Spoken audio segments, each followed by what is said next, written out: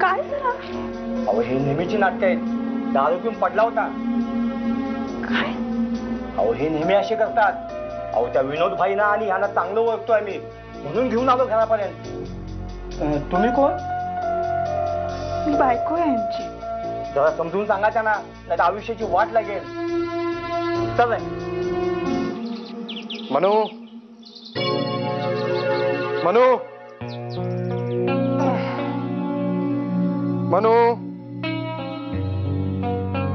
तुला कसं कळलं मी याच्यासाठी हाक मारली म्हणून? अरे बायको आहे मी तुझी, एवढं तरी कळायलाच हवं मला.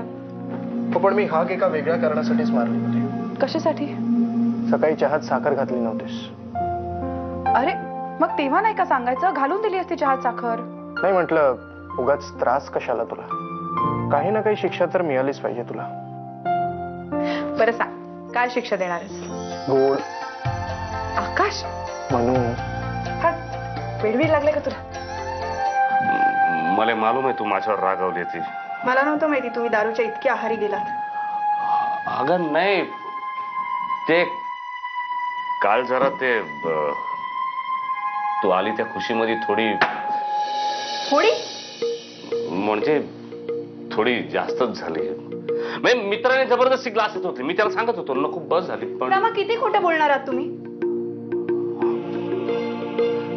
एक डाव माफी कर ना, एक डाव लास्ट चान्स. यापुढे मी एवढी नाही दारू, म्हणजे दारू पिणारच नाही, खरंच शपथ. ये मीरा, आज कशी काय आमच्याकडे बाई? का येऊ शकत नाही? अगदी येऊ शकतेस, तुझंच घर आहे. कशी आहेस? मी मजेत आहे, तू कशी आहेस? आता आज तू बरेच दिवसांनी आमच्या घरी आलीस ना, त्या काय आणू सांग बघू? चहा, कॉफी, लिंबू सरबत, आणि आज काही न घेतल्याशिवाय सोडणारच नाहीये मी तुला. खरं सांगू, काहीतरी गोडधोड घेऊन या मस्त. गोड? कारण आज मी खूप आनंदाची बातमी घेऊन आले, जे सेलिब्रेट करायला गोडधोड पदार्थच पाहिजे. लेटर कोर्टाकडून आले, आपली केस रिओपन होतीये, पुढच्या आठवड्याची तारीख पण मिळाली आहे. तुम्ही गुन्हेगार कशा असू शकता वसुमतीताई? तुम्ही जे काही केलं ते एक उदाहरण आहे सगळ्या स्त्री जातीसाठी.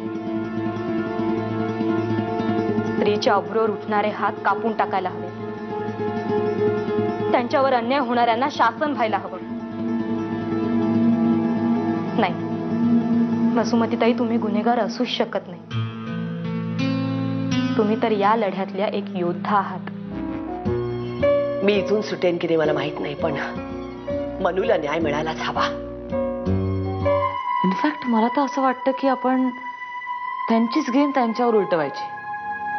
म्हणून आपण त्या विनिताला भेटायला हवं. ती जर आपल्या बाजूनी झाली ना, तर मंगेश संपलाच म्हणून समज. मालक माझं ऐकून तर घ्या. मला आता काय बी ऐकायचं नाही.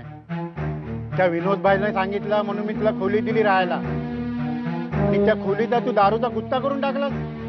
नाही मालक, आता तसं काय नाहीये. माझा पोरगा सांगत होता तिथे तू बायडी पण आणून ठेवली आहे म्हणून, तर मी तुला घरातनं काढून टाकणार. मालक अहो 4-5 महिन्याची तरी मोलत द्यावं.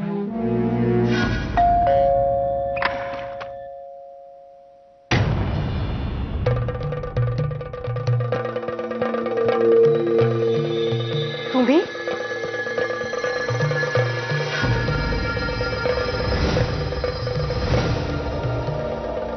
खूप शोधलं तुला विनिता.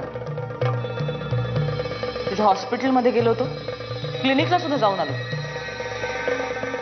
शेवटी तुझ्या घरचा पत्ता मिळाला म्हणून आलो इकडे. काय हवंय तुम्हाला? तुझ्याशी बोलायचंय थोडं. हे बघा, मला कुणाशी काही बोलायचं नाही. तुम्ही जा बरं इथून. तुझ्याशी बोलल्याशिवाय आम्ही इथून जाणार नाही आहोत.